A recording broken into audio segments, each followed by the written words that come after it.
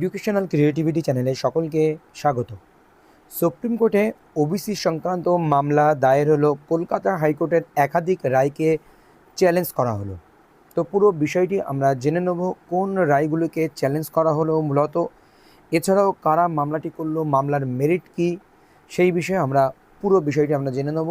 তো চলুন, diary number 4/3/00/2026 right and justice foundation versus state of West Bengal. Right and justice foundation মামলাটি দায়ের করেছেন। ডায়েরি নম্বর এখানে পরিলক্ষিত 14/7/2026। এই মামলাটি দায়ের হয়েছিল। Case number SLPC verified 18/8/2026। এবার দেখুন, এই মামলাটি অনেক আগে দায়ের হলেও বিভিন্ন সমস্যার জন্য মামলাটি ভেরিফাইড হচ্ছিল না। মামলাটি ভেরিফাইড হচ্ছে 18/8/2026 এবং মামলার শুনানির জন্য লিস্টেড হচ্ছে 21/8/2026। এতদিন ভেরিফাইড হয়নি, ভেরিফাইড হলো এবং মামলাটি লিস্টেড হলো 21/8/2026 মামলার শুনানি। তো এখানে petitioner Right and justice Foundation and Mobiadul Islam responded state of West Bengal, the secretary, the West Bengal commission for backward classes, the chairman petitioner advocate Ankur Mishra. তো নিচের দিকে আমরা আসলে একটা জিনিস দেখতে পাবো, ওয়েস্ট বেঙ্গলের WPAP 305/2026 সেটা পিল দাখিল হয়েছিল 3/7/2026, যে জাস্টিস তপব্রত চক্রবর্তী, জাস্টিস পার্থসারথীর চ্যাটার্জি বেঞ্চ থেকে একটি অর্ডার এসেছিল, সেটাকে চ্যালেঞ্জ করা হচ্ছে। আর নিচে যে চ্যালেঞ্জ করা হচ্ছে WPO 60201, যেটি মূল জাজমেন্ট হয়েছিল ওবিসি সংক্রান্ত 22/5/2024, 22/5/2024, যে মূল অর্ডার হয়েছিল, যেখানে 2011 সালে তৃণমূলের আমলে যে ওবিসিগুলো তৈরি হয়েছে, মেমো নম্বর বা নোটিফিকেশান, সেগুলো সবই বাতিল হয়েছিল। এরপরে যেটি WPAP 111/2025 অর্ডার ডেট 17/6/2025, এটিও চ্যালেঞ্জ হয়েছে। জাস্টিস তপব্রত চক্রবর্তীর বেঞ্চে এই মামলার শুনানি হয়েছিল। তো মূলত এই মামলাগুলো চ্যালেঞ্জ হয়েছে। এই নিচের দুটো বিষয়ে আমরা অবগত।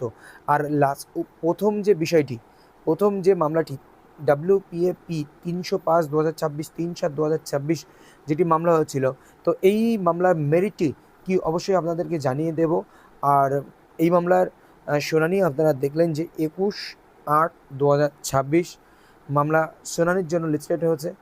তো আমরা ওই দিন লাইভ শেয়ার করব অবশ্যই, এবং পুরো বিষয়টি আপনাদেরকে জানাবো। এবং কোর্ট নম্বরে মামলাটি লিস্টেড হয়েছে সেই সম্পর্কে এখনও তথ্য আসেনি, এবং মামলাটি কত নম্বরে সেই সম্পর্কিত কোনো এখনও তথ্য আসেনি।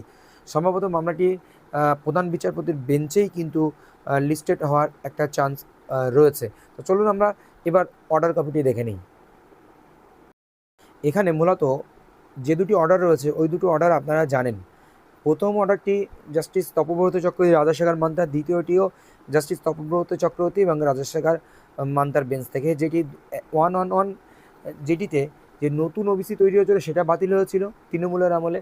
আবার 2011 পরে যে ওবিসি সেগুলো বাতিল হয়েছে সেই দুটি, এবং 305 এবং 2026 রাইট অ্যান্ড জাস্টিস অ্যান্ড ফাউন্ডেশনের পক্ষ থেকে যেটি পিল করা হয়েছিল, সেই পিলটি এখানে সেই বিষয়টি আমরা আলোচনা করব মূলত, যে কোন মেরিট কিসের উপরে। Mr. Tarabdar Line, senior advocate appearing the petitioner, has submitted coordination bench court delivered judgment 22 May 2024 Amal চক্রবর্তীর রিকমেন্ডেশন। তো এখানে commission the mandatory condition preceding the inclusion, exclusion, sub classification, withdrawal of any class from state OBC list সংক্রান্ত withdrawal সংক্রান্ত।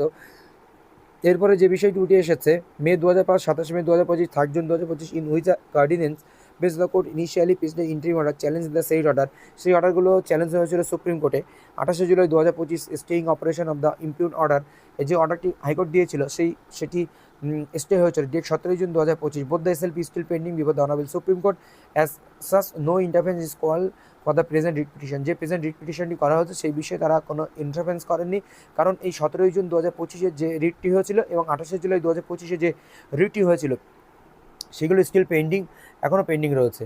ইনডিসপুটেবলি the judgment delivered by a coordinate bench this court is 22 May 2024 has been challenged before the honorable Supreme Court and the SLP, এবং 17 June 2025 writ petition challenge they also challenge the SLP on order 28 এটি এসটে ছিল এই বিষয়ে।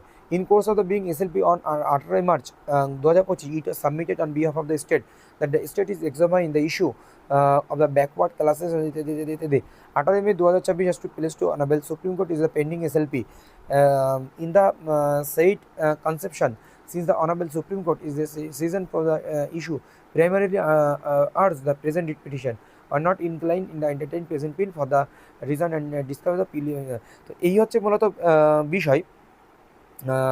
তো এটার উপরে ভিত্তি করেই কিন্তু মামলাটি মূলত দাখিল হয়েছে। The honourable supreme court depart the final hearing on the matter and the সেইজ SLP is pending.